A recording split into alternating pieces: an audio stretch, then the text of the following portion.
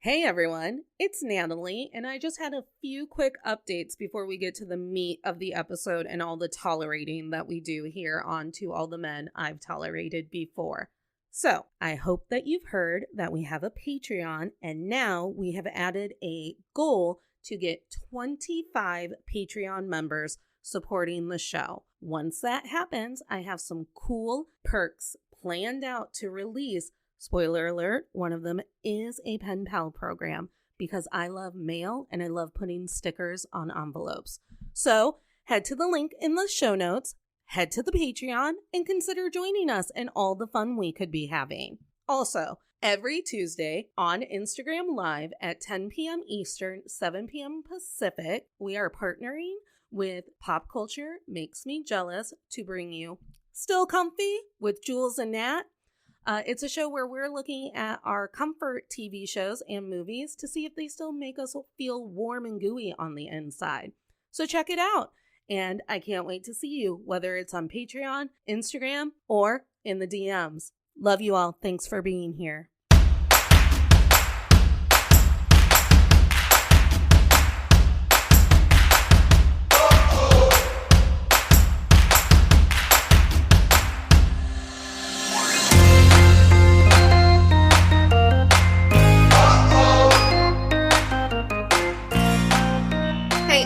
It's Natalie, and I wanted to give you all a heads up about our episode this week.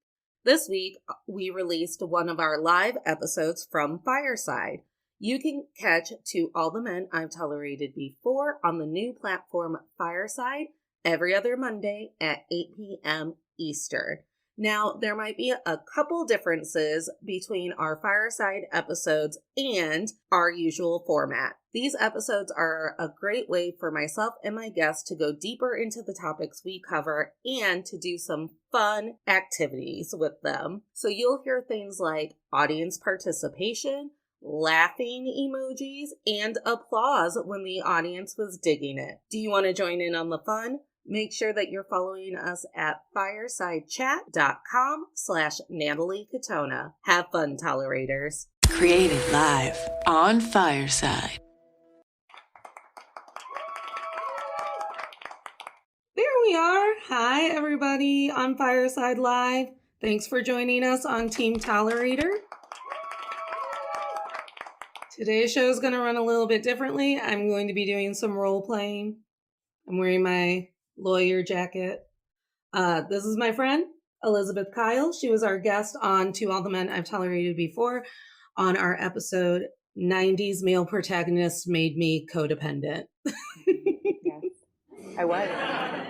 You were. Yeah. You sure were. So what we're going to be doing tonight before we get into opening statements, because I am going to run this like an episode of Law and Order. I hope you're prepared for that. I'm glad that I've watched a lot of SVU. This is going to be my Law and Order audition tape. So I'm going to send this to them. What's his name? Dick Wolf. That's who I'm sending it to. Yeah. Let me get my dossier. Yeah.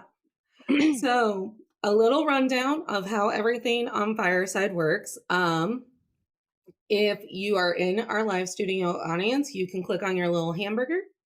You can request to speak on stage whenever you feel called to. There will be prompts. You can laugh. You can clap. It feeds my soul, just like Tinkerbell. If you want to write me a message, you have to click on the react in the lower left-hand corner. You have to pick a fun emoji. You have to write me a message, and then you hit send, and I will read said message. The fortune cookie is where you can follow us on all things To All the Men I've Tolerated Before. And I'm going to go ahead and start the official show. Are you feeling ready, Elizabeth? Oh, I think so. Yes, I am. Let's give her a round of applause so she feels ready. Because we know what's going to happen. I'm going to start the show officially, and then Penelope is going to launch herself into my face. So we know it to be true. All right. Humans of Fireside, we have gathered you today as a jury. Tonight, we will be putting on trial. I am going to be bringing charges against Shawn Hunter from Boy Meets World, and Elizabeth is going to be pressing charges against Dawson Leery. Your goal tonight is to listen to our evidence. It might be a little debatey. This is going to be Elizabeth and I's first fight, so sorry if it gets ugly. And and then we will vote at the end of the night, after we have some surprise witnesses from the audience, on who was the worst male 90s protagonist that we watched date women and taught us how to date incorrectly. Who was the worst man of the 90s that you could have ever fallen in love with? Because I fell in love with Shawn Hunter, and Elizabeth has been rewatching Dawson Leery and just re-traumatizing herself. Yeah. We repeat the abuse and accept the love we think we deserve. Like, obviously, I have some things to work on as I rewatch Dawson's Creek for the 80th time. But at least I did so with the original soundtrack and music. Thank you, HBO Max. Yeah. That is true. HBO does have it with the original songs. I didn't realize that I had watched it on Netflix with incorrect songs. Wait a minute. So, you're blowing it. You're blowing my mind. So, did you think that Jan Arden, whatever that song, the like hearts and nails, I did. Whatever that was, like, girl, oh, that breaks my heart. I got to watch the original Charmed, so I'm okay. Okay, that's good. That's good. I'm okay. All right, I'm going to start with my opening statements, if you're cool with that. Please. Humans of the jury, tonight I will convince you that Shawn Hunter from Boy Meets World ruined me for ever having a successful relationship. He did this through a number of crimes, spanning from giving me a weird fascination and kink for leather jackets, to proving to me that it was really cool to have a distant and awful relationship with your parents. We will work through some of Shawn Hunter's greatest crimes, and at the end of the night, I have no doubt that you will vote for him as the most toxic 90s male protagonist. I look forward to your feedback. Elizabeth? Respectfully will disagree and argue that the specific brand of toxic masculinity that Dawson Leery served us weekly for so many years, the nice guy, it's particularly insidious the way that he was gaslighting, manipulating, and tearing down the women in his life, including his mother. We'll go there. And he gets off the hook every time because he wasn't wearing a leather jacket. Meanwhile, we do get these characters that have like a denim jacket or a leather jacket, and 100% they're coded as the bad boys and do the same shit Dawson does, but we're supposed to feel like they are the monster of the week for some reason. So Dawson got away with murder, emotionally speaking, and I'm going to prove it tonight for sure. So, I mean, at least Shawn Hunter was a little bit like, there was no bait and switch. He was advertising what he was, I feel. With Dawson, he would reel you in and then be like, oh, wait, I'm a complete douchebag. You thought because I had posters of Spielberg movies on my wall and am best friends with the girl I've known since I was 3, that I was a nice guy. You would be wrong. I'm talking to Natalie in the final season of, or is that her name? Yeah. I don't know. Natalie. She says it. She finally opens a whole can of worms for us, but we'll get there. All right. Now, I believe that in order to have a non-partial jury, that they still need to have at least one outlet where they get to bitch at us what they've tolerated recently. We gave you a little look of what we tolerated in our childhoods from the 90s male protagonists. It's basically that they were toxic, manipulative gaslighters. If there is something that you need to get off of your chest before you can be an impartial jury member, now is your time. You may write me a comment. You can request to be on stage, and we'll give you a little bit of time. And then we're going to wipe it clean, and then I can trust that you are going to be an impartial jury. Katie, do you want to be on video? So you can take unflattering screenshots of me again, Natalie? I don't think so. You're supposed to be an impartial jury member. That doesn't sound very impartial. Wait, do y'all know each other? Yes. Katie is my sister's best friend. I'm kidding. Well, first of all, I'm going to tell you right now, I can't be impartial because Elizabeth is correct. No! Don't put me on video! It came up as soon as I was calling you out, Natalie. Well, first of all, I guess I can say that Shawn and Dawson are both guilty of having the same terrible haircut. So... And then I don't know about you guys, but I fell for some floppy-haired pieces of crap because they fit the mold that the TV showed me. No, every week. I still love a puffy hair on a man. A puffy gelled hair. That haircut? Mm-hmm. I do hair for my This is the problem, Natalie. My coworkers have to be like, there are some, this is horrible. There are some clients that like, I know they're 16. I know they're 17. This isn't getting like criminal in here actually, but like, I have to remind myself I am not. I know like, it's very hard because that still gives me the flutter, the like, I'm Topanga. I think I might be Joey Potter. Like, yeah, it's a thing. It's a thing that we have to. It makes us feel right with. at home. It does. In the toxic and damn it, land. It keeps like coming back into fashion. Like, yeah. You know what though? I'm actually kind of surprised Corey Matthews isn't on trial either. So here's the thing. I thought that weirdo. Number one, Corey is toxic. I didn't fall in love with Corey. I fell in love with Shawn. Oh, I see. If at the end of the show you would like to throw Corey's name in the ring and bring evidence against him, that's happening at the end of the show. Okay, cool. Okay. I mean, I don't have a lot because I haven't watched that show in ages, but like, he's a serial killer. Oh, he's the worst. But I feel like there was this formula where it was like the straight guy, the bad guy. Like there had to be like the straight edge and the bad boy, right? And then you had Jughead. Now it's always like there's like the friend that's like in the dark shadows in the background, like, and we all had we had a thing for these guys. But yeah, there was always the straight guy, and I feel like Corey was that. But he's as sexy as a box of hair to me. So there were moments that I was like, did Dawson get it? Like, I don't know. Probably. All right, Katie, did you have something that you wanted to talk about tolerating, or did you just want to put me on the spot and tell me that you're not going to vote for me at the end of the episode? I can't, like, if this was a real court of law, they would have sent me home. Excuse me, it is a real court of law. I am wearing a blazer. Oh, is that all it takes? I love it. I watched a lot of Law and Order SVU, and in this country, that makes me an expert in law. So, I mean, that's true. All right. Are you done? Are you okay for me to start doing evidence? I mean, if you think it'll help, Natalie. Okay. Then go for it. All right. I'm going to kick you off my stage because you're already pretending like I'm going to lose. And, I'm being belligerent. I know. Get me out of here. Oh, wait. I hit the wrong button and I almost kicked you out of the show. That would have been awful. Okay. Evidence number 1.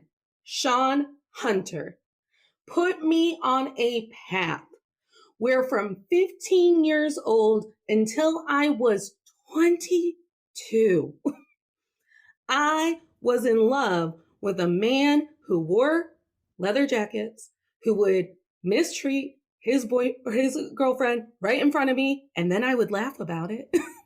And we'd bully her together, and he'd wear leather jackets, and he was Mr. Bad Boy. And when I went to college, he always came and visited me on his motorcycle. And I blame Shawn Hunter directly for that because every episode, he was wearing some sort of bad boy jacket. And that is my evidence point number 1.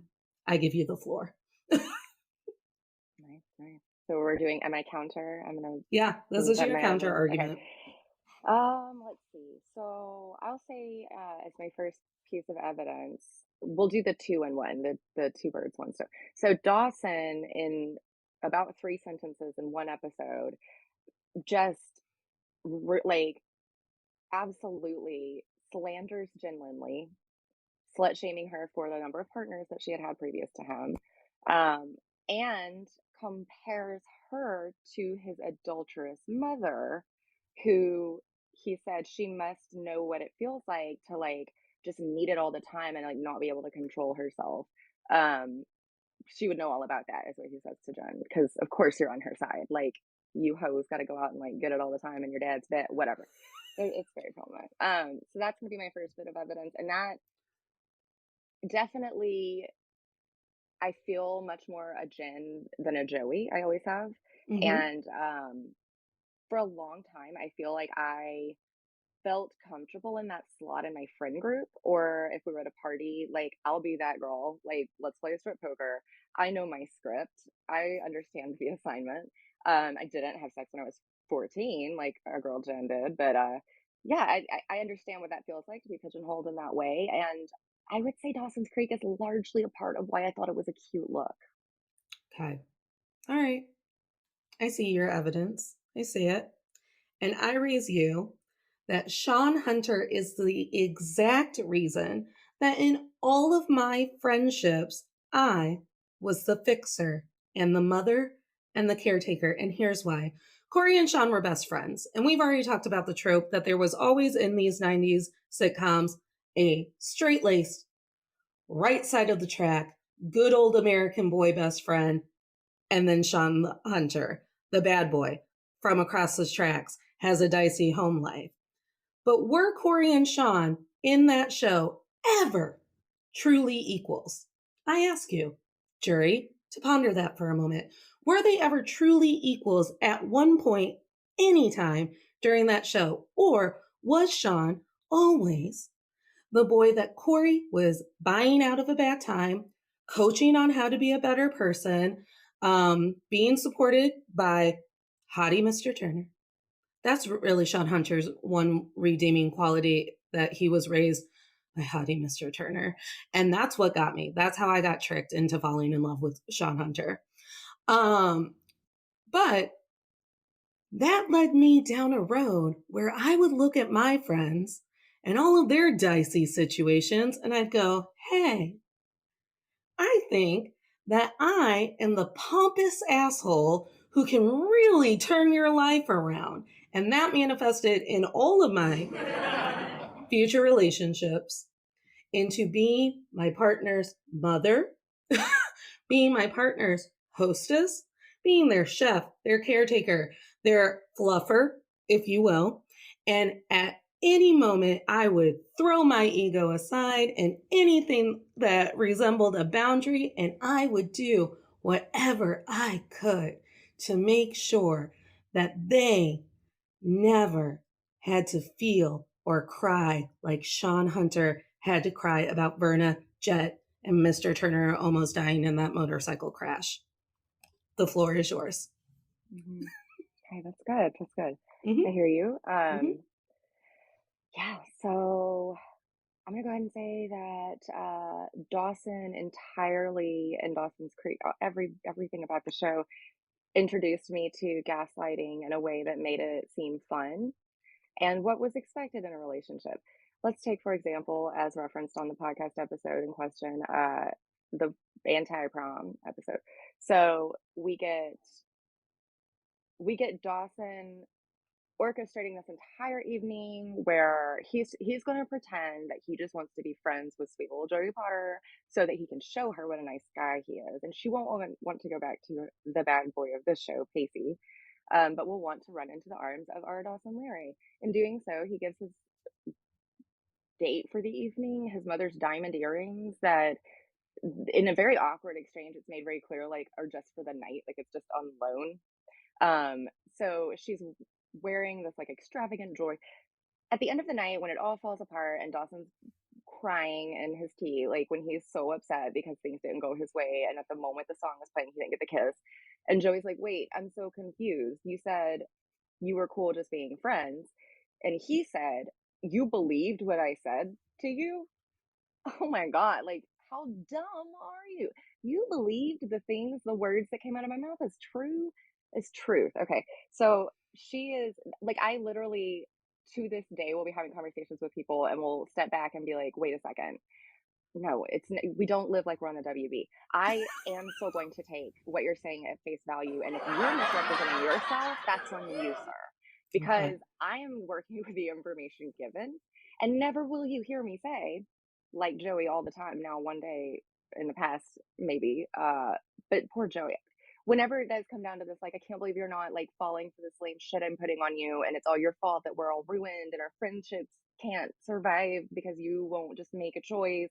She always would say, I'm just not going to let this happen to our friend group. It is not worth anybody, least of all me. Like, just the constant self-deprecation to the point of like not existing. I learned it from Dawson's Creek. I learned it from that show. And Dawson was such a nice guy. Like, if he was doing it, it was okay for that weird guy that works at the video store to act like absolute shit to me, right? Like, I don't know. Okay. I see that. I hear that. At least Joey Potter got earrings, because let me tell you, I was the person buying boys things to get them to like me. Because Shawn Hunter had to do shady shit to get people to like him. He had to be Mr. Heartbreaker. He had to be Mr. Popular. He had to be Mr. Class Clown. And that is also how I ran my life, because I knew, and we have talked about it on this podcast before, and now I have photographic evidence from my mother's house that I was an unattractive middle schooler and high schooler. I knew it. I knew it. So in order to get anyone to pay attention to me, class clown, sarcastic, also kind of a meekins, smartest person in the room some of the time. And when it came to manipulating people with gifts, I loved doing that. I loved surprising the men in my life with a real thoughtful gift of something that they had mentioned to me once in a conversation to try and buy their love and affection. Countless dollars, countless effort, countless wastes of time, all thanks to Shawn Hunter, who had, Katie is so sad to learn all of these things about me. And so is Anthony. I see it. I too am sad that I lived through this, but that's okay, because I'm going to send this, when I win, I'm going to send it to ABC and I'm going to get that Disney money. So it's going to be fine. It's going to be fine. Uh-oh, what happened? Okay, my grandmother just called. Sorry about that. Sorry, Grandma. What was the last thing you said? The last thing was that Shawn Hunter is the reason why I would buy people to try and buy their affection. Yes. Okay. Mm-hmm. Yeah, that is sticky. At least, yeah. So Dawson did have for him going that he he had a pretty cool, like he was doing okay. His parents, that house was pretty large. Like, he was not the wrong side of the tracks kid at all. Like, he definitely could like shimmy his way in, I think, to most of the ladies on the show, like either by being the nice guy that's so different from their past, like with Jen, or because of the proximity, literally and figuratively, with Joey in her life. I will argue that I was able to be very easily manipulated in my adult life by a man crying because of Dawson. That is something that was nuclear to me in a way that, like, the last time I just very vividly remember, there's an instance where it didn't work in my life, like not so distant past, where it was the Dawson cry face meme, and I just really was like, am I just supposed to be like, oh my God, like, this is hurting you, like, you literally abused me. Cry, motherfucker, like, please continue. But there's such crocodile tears, and it was shown to me on this show that when a man pretends to make himself vulnerable, you better match it. Like, you need to show up in a way that means you see them and you support everything they've put into this relationship, even though they have not. They've manipulated you into doing all the work by moving goalposts and working on a reward system and punishment system. But Dawson's a narcissist, in my opinion. But yeah, that's definitely the example that showed me that, like, a man crying was like that's like, you just dropped the big one, and like, I need to feel something about it. So what I'm hearing is that Dawson taught you to ignore fake tears. So he actually taught you something. That's fine. That's fine. That's fine. Okay. That's fine. That's fine. That's fine. This is going to be my last point because it is the biggest point. And then we will go into surprise witnesses. I'd like to talk about the Angela and the abandonment of it all. Shawn Hunter had one long-term girlfriend. Her name was Angela. During the course of their relationship, Shawn used every awful thing that had ever happened to him. Chet, Berna, Mr. Matthews not wanting to adopt him, any and all of it, to make Angela feel that if she wasn't making him the happiest boy in the room, that their relationship was on the rocks. And their relationship was always on the rocks. And I'd like to point out that their relationship got so volatile. Do we remember when Shawn shoved Angela up against the wall? Because that lives in my nightmares once a week. And forgive me if I'm wrong, I don't believe Dawson ever shoved someone. Maybe Pacey, that's the other dude. But he shoved her up against the wall. I believe it was some toxic, like, I'm going to show you how much you mean to me and I'm going to shove you because that's how heightened I feel right now.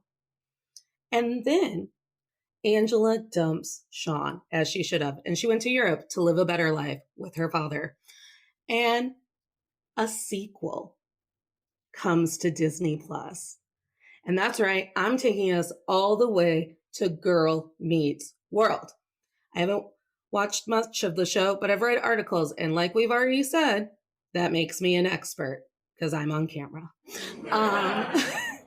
So Shawn Hunter gets to come back and be on Girl Meets World. And there is Corey and Topanga's beautiful daughter, Riley. Yep. And Riley has one issue and one issue only. She doesn't understand why her Uncle Shawn can't make eye contact with her or love her. And what does he say when she confronts him? He says that it is because he never got to marry Angela from 15 years ago. I've aged 15 years, so I'm sure Shawn Hunter has also aged 15 years. And she abandoned him to go to Europe, and it hurt him, and it hurt his little man pride, and he's taking it out on a child. On a child. Meanwhile, that triggers all of my memories about how Shawn Hunter tried to ruin the Boy Meets World wedding of the century. He was Corey's best man. He was supposed to stand up next to Corey, who we know is a jerk. He sucks. Whatever. We're not putting him on trial. Maybe someone else will. He was supposed to stand up with Corey on the best day of his life because that man married Topanga so he could have sex with her in Hawaii. We know it to be true. And Shawn Hunter throws a tantrum. And when asked and pushed why Shawn Hunter threw a tantrum, he said, because I am getting left behind. And he held Angela to this unruly expectation the entirety of their relationship because they were never meant to be Corey and Topanga. I don't think any of us were. And 20 years later, he told Riley, I can't look at you because I don't have kids because Corey and Topanga always leave me behind. She's a child. Who says that to children? So Angela and the abandonment of it all, which I believe is why I try so hard to stay in relationships, even though I know they're bad, because everything about Shawn Hunter and Angela's relationship said, hey, if it's dramatic and hard and he's trauma dumping on you, that's sexy and hot, and it means that you get to be on the TGIF lineup. And that is my final piece of evidence. That is hard to, that's good. I mean, that's, yes, well done. I had not thought about the Angela being pushed incident in quite some time. Mm-hmm. He pushed her? I mean, that's hard to beat. I will leave the jury with this. Dawson Leery goes on a road trip with the guy Jen lost her virginity to on her parents' bed when she was 14. Because he's mad at Jen, he hooks up with a girl at a bar that he never talks to again, calls it a sweet rite of passage, then comes back and still gaslights Jen like she did some shit that broke him up. That was just his like first little toe dip into like, I'm just gonna be a full-blown narcissist and do whatever the fuck I want and then come back and be like, bitch, what is your problem? So once again, Dawson, the nice guy, because I mean, I swear it's because he's blonde. Like he looks like a golden retriever, so he gets to act like garbage. Okay. I really thought that you were going to make the bridge that Dawson Leery is the reason why Jen dies. Because stress. If I could make that, I would. And I've been working on it for like 2 days. I still that Jen dies. I can't deal with it. Like it's like Samantha getting cancer. I can't stop with the like, these are my girls. Please stop making them, maiming them, killing them. A lady can go out and have fun sex and not be a cautionary tale or a fairy tale for the rest of forever, like leaving fucking videos for her kid like half dead. That was the saddest shit I've ever seen. And that is the final pot of gold at the end of Dawson's Creek shits on Jen Lindley at every turn. But Dawson started that tradition by putting her up on that pedestal, knocking it down, telling her it was her fault, and then getting her right back up. This is Natalie Katona, host of the podcast To All the Men I've Tolerated Before. Are you a business owner that would like to start advertising on podcasts and want to work one-on-one with the podcast host to craft the perfect message for your business on an episode? Well, you're in luck. I'm a one-woman operation, and I have ad space open on future episodes of To All the Men I've Tolerated Before. If you are interested in learning more about booking an ad with our show, please email me at menI'veToleratedBefore@gmail.com. Thanks, and I can't wait for our future collaborations. I've been saying this week at work that stress is the number one killer of women, and that's how Dawson Leery killed Jen Lindley. But we're not doing a murder trial today. We're not doing it, so scratch it from the record. Okay. All right. I would like to say that this episode of Tolerated SVU is brought to you in honor of all of the Brooke Davises of the world. Round of applause for all of the Brooke Davises of the world. You know we are out there strong. We're out there and we're strong. We're loud. You've heard our takes, and we did Shawn Hunter and Dawson Leery, but we know that there are many more 90s male protagonists who really fucked us all up. So I would now like to move into our surprise witness round. You may request to come on stage.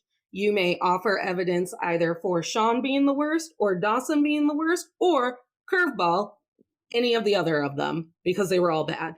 A write-in vote. I like this. A write-in vote. We do believe in that. We could go all the way back to Third Rock from the Sun. Like, I had these guys lined up from, like, go. Yeah, they're everywhere. My mom told me when I went and visited her this past weekend, she's like, why aren't you doing Lucas from One Tree Hill? And I was like, I really have wanted to watch One Tree Hill again. I just started rewatching it. And also, like, this is, okay, so this tactic where it's like, it's almost like reverse psychology, but not really. So my partner didn't know he wanted to watch One Tree Hill, but I would just incept it to be such that, like, it would come up just on the fringes of conversation just enough that he'd be like, you can throw it on, like, that just could be in the background, whatever. And now, like, you just have to, like, be a little withholding because I want to go full blown. Like, we got to go in on it because that shit is bananas. Yes. Crazy, you guys. If y'all haven't watched it, it is so problematic and so amazing. Oh my gosh. But Brooke Davis all day. Yeah. Brooke Davis all day. We're going to have to, like, really sink into every watch there. Brooke Davis all day. Cancel Peyton from the show. Yeah. Haley should have divorced Nate by now. Yes. Oh. Yes, always. Oh, yeah. And ran away with that cutie patootie musician who eventually plays Elvis Presley. That's right. I want to go to Trick. I wish it was real. I need to revisit this world. Yeah. Yes. Shout out to all of the Brooke Davises in the world. I have given you enough time, jury. If you would like to make a closing argument against Shawn, against Dawson, against one of these other 90s protagonists, so this is your last chance to come up if you would like to come up. Or just give us your final thoughts on the points that we've presented to you. I'd love to know if I changed your mind, and I would like to prepare to be right and to win. Jen, I'm going to invite you to video. You know the drill. You can ignore it or you can be on it. Ooh, I'm going to just do audio, and I'm just going to say this really quick. It may have been covered because I popped in a little late. But first of all, Shawn Hunter, big fan. I'm right with you. I mean, in love. I just think there's something to explore with the socioeconomic status of both of these villains. I do think that Dawson grew up on a creek. We know this to be true. You know?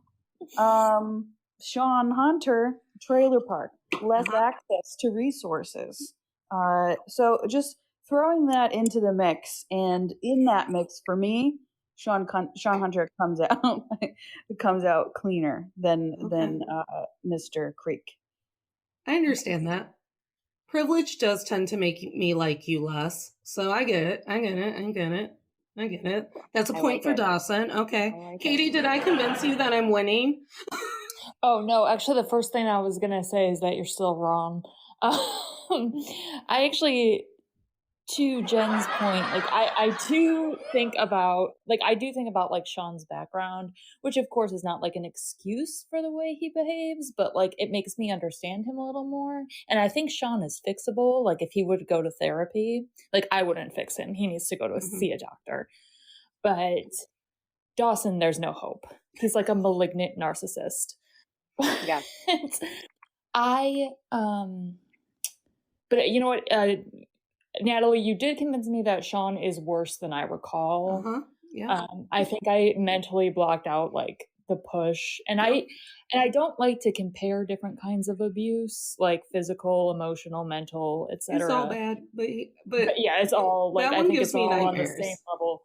But I did forget about that, which seemed really intense for like Boy Meets World. So, but I do think with some intensive therapy, Shawn could like work on himself. He won't go, but like he won't go. The possibility is still there. And I guess the thing with Dawson's Creek, I always think about, I can't remember the episodes or anything, but like I remember like the storyline where like Pacey and Dawson were fighting over Joey, and it's like they took it among themselves to decide who she was gonna be with, and like in the end, and this led up to the Dawson crying meme. I think like that storyline where like she's gonna be with Dawson, but then she really wants to be with Pacey, and then Dawson cries on the pier, and no one feels bad for him, but like. That was just a weird, and like that Pacey's at fault for that too. That was a weird, like I watched that like last year, and it was so. I was like, why is this? Who allowed this to happen? As like a narrative. Did she just think those were her only two options? I'm like, girl. Yeah, go to college. Get out in the world. Pick a teacher. I don't know. Yeah, like it was that story. I mean, that I think we can only fault the writers for. It was just a very strange storyline, but that's what I always come back to. I guess it was creepy. So what you're saying is I should have picked Corey Matthews. Dude, you might have had me with. You know what it is? It's because it's like because Shawn is presented as the bad boy, so like he behaves the way you expect. But you gotta watch out for like these Dawsons and Corey Matthews, who is way too intense with Topanga at all times. And it's definitely a serial killer. I just think that's where Girl Meets World is going. I haven't watched it, but I think it's going to turn into a murder show. Okay. I think I can win. I'm going to rapid fire Corey Matthews and why he's actually the most toxic of them all. That sounds that's cheating, though. You can't do that. It's my show. That's my face on the logo. I'm the one with the magenta hair. And you know what? You know what, Natalie? I like that. You may proceed. Corey Matthews watched Topanga talk to one guy on a ski trip, made up a bunch of shit about her in his head, and then kissed Linda from Dead to Me. And when confronted about the fact that he kissed someone else, he told Topanga on a jungle gym, "I can't believe you're doing this to us." They were maybe 15.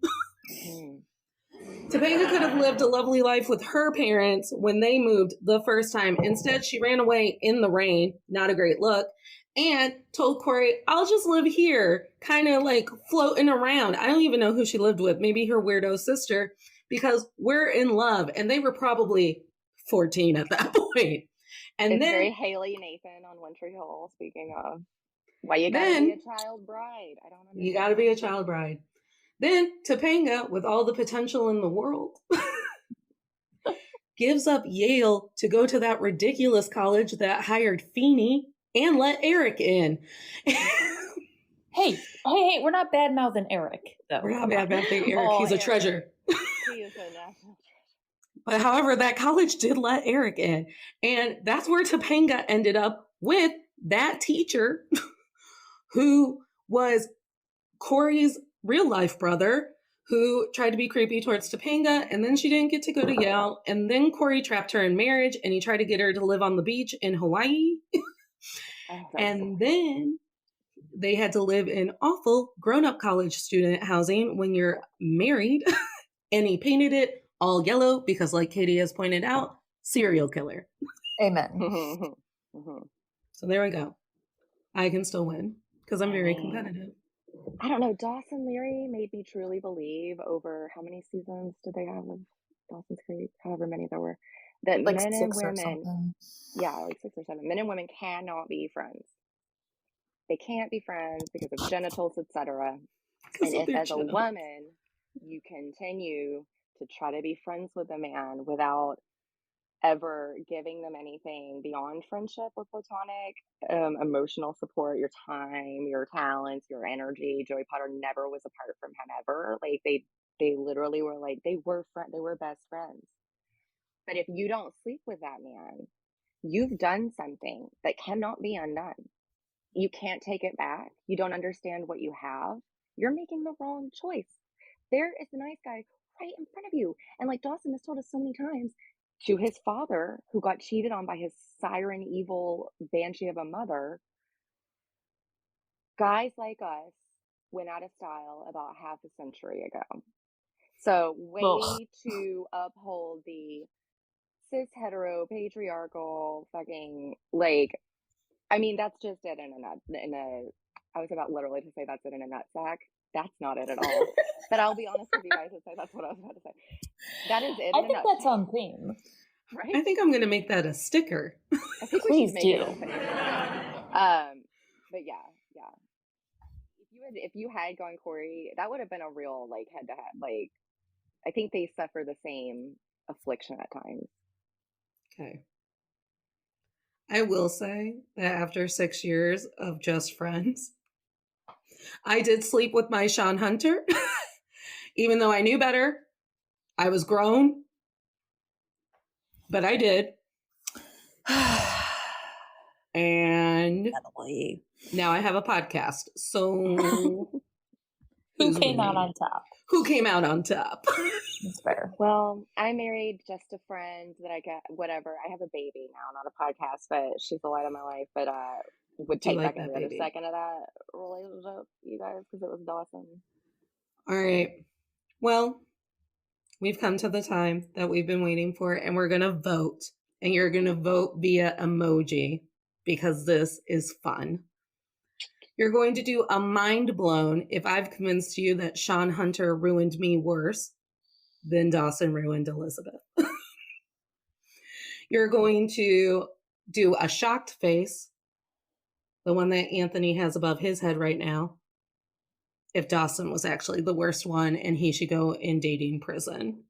Dawson. Also, because they were America's sweethearts, you can throw up a heart if I convinced you on a landslide that Corey was actually the worst one of them all. Can I pick 2? Sure. Nice. Okay, so I got 2 votes, so I think we tied. I think we know. Oh, wait. Jill just gave me a vote for Corey, so I think I got 3 votes. Oh, wait. Yep, and that's a vote for Shawn Hunter. I think I have 4 votes now. Wait, which face was for Dawson? I don't understand these. It was the shocked one. You did it. You counted. I did for it. Elizabeth. I'm going to do it again to give Elizabeth another vote. Yes. You know about it. It's fine. I think what we've come to learn today is they're both going to dating prison. I mean, let's be real. And that is why when we get to Girl Meets World, Shawn is alone with a really bad beard. I have to watch this now. And then he marries Maya, who is Riley's best friend in Shawn Hunter. He marries Maya's stepmom or mom and adopts I'm sorry, I really thought you were just going to stop and you were going to say he marries Riley's friend. And I was like, that's a real child bride. How did that happen? He marries Maya's mom and adopts Maya so he can finally be on equal level to Corey and Topanga. Oh, that is freakish. That is weird. Mm-hmm. At least he didn't die. R.I.P. Jen. That's right. R.I.P. Jen.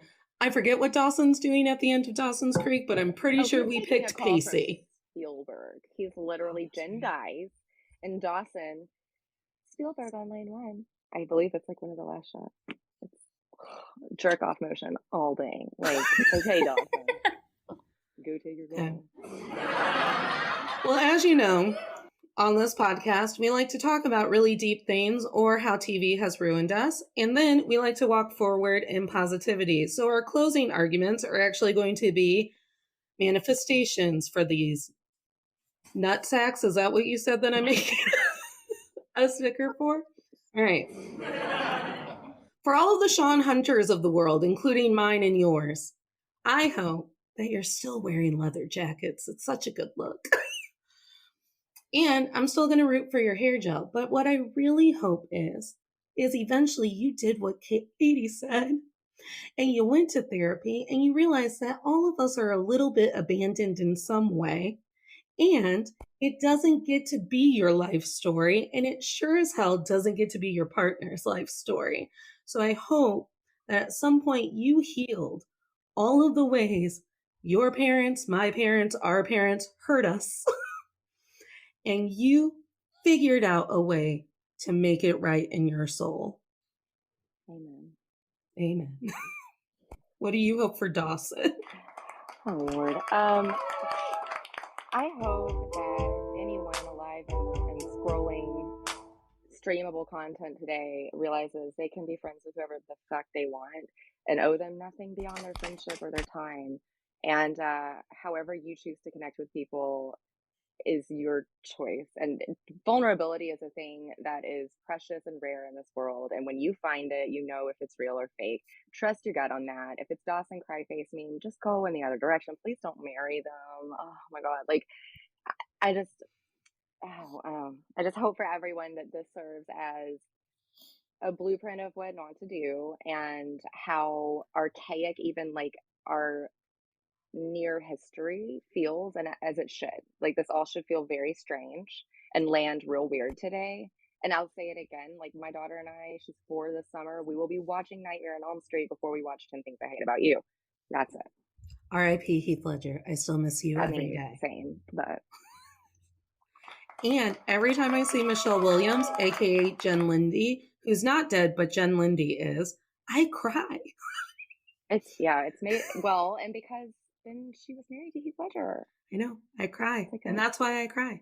And Matilda, their little girl, looks exactly like him. I was like, that was really sad. R.I.P. Heath. Also, the 10 Things I Hate About You soundtrack is the only soundtrack that can lift my depression. So, do you know how many people I've impressed with like just dropping like letters to Cleo, and they're like, you know, good music. I'm like, I watched Some Things I Heard About You like 4,000 times, but yes. When I worked at a theater, I begged our programming team to see if Letters to Cleo was still a thing. And they're like, so you can jam out to 2 songs you saw in a movie? Mm-hmm. And I was like, yes. Correct. Sorry, you don't like money. All right. Well, jury, thank you for tying us so Elizabeth and I can continue to be friends, and Fireside has yet to see how awfully I become when I am competitive. I have made grown men cry. But then also give me Rice Krispie treats to soothe me. So, again, who's coming up on top? If you have a manifestation for the women who had to watch the 90s TV Protagonists, TV of today, because Elizabeth did say she was hoping it got better, but let's not forget Riverdale is a thing. Literally, I can't forget all the like those who have come after, but these paved the way for the assholes of today. It's not good, y'all. One Tree Hill walked so Riverdale could fly. So Cole Sprouse could be Jughead, and all of that could happen. Yeah, it's fun. The other Sprouse brother gave up acting because he was like, no, thank you to that Archie and Veronica nonsense. I used to love Archie and Friends. I have a Betty tattoo, and literally everybody that sees it now is like, I love that show. And I'm like, it wasn't a show. It wasn't a show for like 90% of the time it's existed. So I don't know what yes, I do know what you're talking about, because I like musicals and I Google all their musical episodes. But, you know, we live in this world. What can we do but enjoy it and laugh and dissect it as we do? And then Riverdale flew so Sabrina the Chilling Tales could flop. There is no time to discuss what is wrong with the chilling adventures of Sabrina. Okay. Yeah, we're gonna need a whole nother podcast for that. Oh God. All right. Well, if anyone in the jury has any positivity that they would like to put forth into the collective energy, I'm more than willing to hear it and support you, because that's what this show is all about. And getting me on Law and Order. Dun, dun. Dun, dun, dun, dun, dun. All right, All right, Anthony, I'll send you a video request. You know what to do. You can ignore it. You can do it. Yes, you do have to turn her down. Yes. No video. I'm in bed. That's beautiful. I'm in bed. Can you hear me? Yes. Is Jill with you? No, Jill is sitting right next to me. She turned her phone down. Okay, now I should be able to hear you. Okay. Oh, great. All right. So, Go for it. I am the only man in this audience. Well, Woody's here now, and I don't know what gender Woody expresses. Woody's my buddy. Jill just turned up her volume again. What the heck? Come on. I knew Dawson Leery was going to end a marriage at some point. Look, she won't turn it down. I'm going to have to leave the room. Okay. Tony has left the room. No, it's not down. Tony has to leave the room. I'm so sorry. You're fine.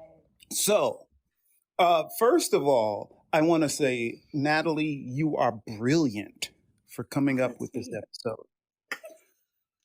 And the reason you are brilliant is because it really does shine a light on how television, the media, can influence all of us. For a television show to actually change your life, but not in a good way, is really a horrible thing. It's a horrible thing. So for you to come up with this show and put some light on that, again, is just absolutely brilliant. And I commend you for it. I'm going to throw this. And the other thing. Hold on, Anthony. I am going to tell you that I'm going to throw some credit to Elizabeth, because so for the original episode of the podcast, which is available everywhere, where we actually go deeper into these asshats. Okay. She wrote me a thesis statement via email. And she pitched this show. I came up with the lawyer stuff, but she pitched the episode of To All the Men I've Tolerated Before on the podcast, wrote me a thesis, and then Aren't you glad you met me? Yes, I am, every day. And then came prepared with research notes. I just recollected things that had traumatized me in the ether, and she was like, nope, I read 18 articles today. Let's go. There are so many think pieces about why Dawson Leery sucks and why it's so harmful. Impressive. So, Elizabeth, then I commend you also. Thank you. For spurring this, actually. And the both of you doing it together is just incredible. And the other thing, what does your T-shirt say, Natalie? Well, your lovely wife pointed it out in the comments. It does say that the future is female, because if I'm going to practice law, this is how I'm doing it. I did dig this. Well, that is great. You know, about 8 years ago, say it again. 8. about 8 years ago, I told my lovely wife, Jill, that women are going to rule the world. She said, "What are you talking about? You don't know what you're talking about." And I said, "No, really, I'm telling you, women are going to rule the world because women used to rule the world." And she says, "Really?" So I start breaking it all down to her, and she's like, "Oh, okay." So I am truly with you, being the only man in the audience, and my buddy Woody that we go bike riding every weekend. So Awesome. yeah, he's not there anymore. I would just like to give him props for Thank staying. you for representing thinking men ever. He's right next to me. Yeah, both you guys. Also, thank you for listening. Yeah, this is some of us that are good, that have some sense. Thank you for listening to Queen Bey when she said, "Who run the world? Girls." Girls. We all know it. Jill, you're up here. Did you want to say something? I'm jumping off the stage. Yeah, and I'm jumping off the stage. Yes, I just wanted to say Tony is right. He did say that about 8 years ago. But you know what? Just like you just said, we're already running the world. That's Future right. is now. Mm-hmm. Beyonce says I can do anything, and then Lady Gaga backs her up. Yeah, all my friends agree. All my friends agree. We got this. Yeah. I got this. Uh-huh. But no, I really wanted to say I love the show. Wonderful. Well, good news. Elizabeth is going to be on another episode of the podcast in 2 weeks on May 5th, and it will be all about how surprised I am to learn that religion did traumatize me at some point. So if you can hang with that one, check it out on May 5th. Elizabeth, tell everyone where they can find you because they love you. Clap for her. We love her. Oh, I love you guys. This has been just an absolute blast. You can find me from time to time on the following podcasts, which you should check out anyway because they're amazing. Just like put it all in your face. It's the best. Plug It Up podcast, which is a horror movie podcast that discusses horror movies from a feminist lens and just all things like monstrous and feminine. It's amazing. Caitlin Grant is the creator and host of that. And then also you should check out Bloody Good Horror if you're in the mood to hear more about some horror movies. It's just a great group of people I get to call my friends every week, talking about good and bad horror movies and why they like or don't like them. They are also my on friends. The interwebs. Oh, they're amazing. Yes, we just so much love to the whole group. I am on pretty much, well, I need to get on TikTok, but I'm on Instagram, Twitter, etc. at finalgirlscout. So you can find me and follow me. I'm posting stuff sometimes and co-hosting stuff sometimes and have some music projects also. And you never know what's going to happen. It's a fun time. But Natalie, I love you so much. Thank you for having me. I love you. Elizabeth is my friend because Caitlin from Plug It Up threw us in a surprise group message, and we've been in love ever since. Do you know why? Okay, so that night I was like, Caitlin, I literally am dead creatively. I don't know what to do to get all of the ideas that I have out of my head because it's like enough to keep me awake, but I can't organize it in any way, shape, or form to produce content. How do you do this? And like, what should my outlet even be? I just need a person to like shake me and just be like, do this, woman. Like, I need Dawson to just come in and tell me what I think. Oh, but no, I luckily have friends like Caitlin and Neil. And she instead was like, meet my friend Natalie.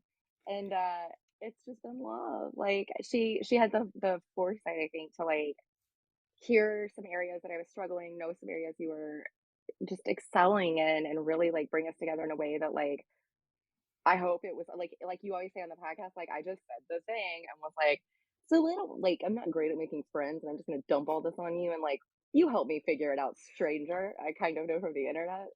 Well, we're just besties.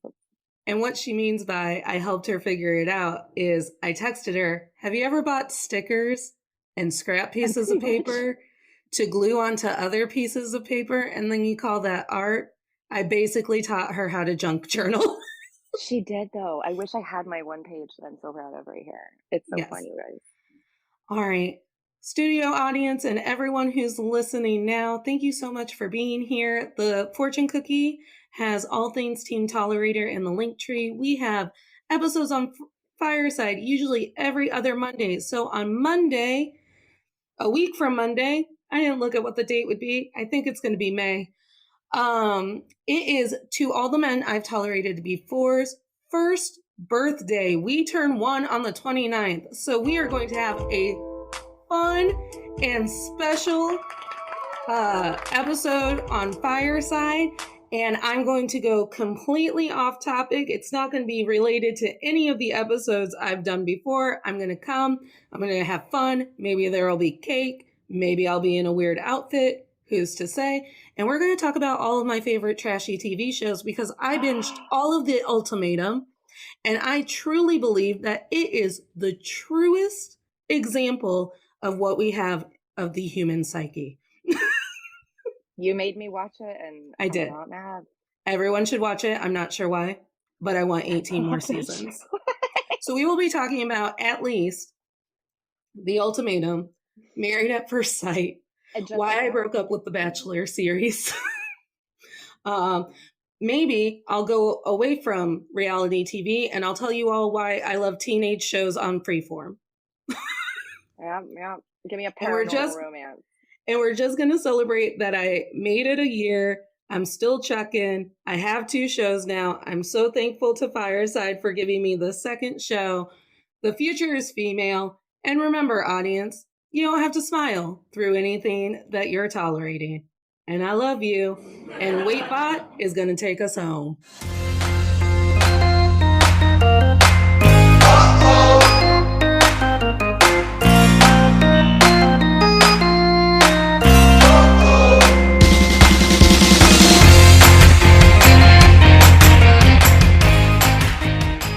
Hey everyone, it's Natalie, and I'm just here real quick to tell you that To All the Men I've Tolerated Before officially has merchandise. So if you're looking for a really great way to support the show and get our name out there so everyone can be on Team Tolerator, consider following the link in our show notes or in the bio of our Instagram at Men I've Tolerated Pod so you can buy one of our title tees or see some of our holiday lines like our feminist spooky line that includes t-shirts like Misogyny is Monstrous or My Past Relationships Still Haunt Me with a beautiful haunted house on it. Happy spooky season, have a great day, and go shopping and treat yourself. You deserve it.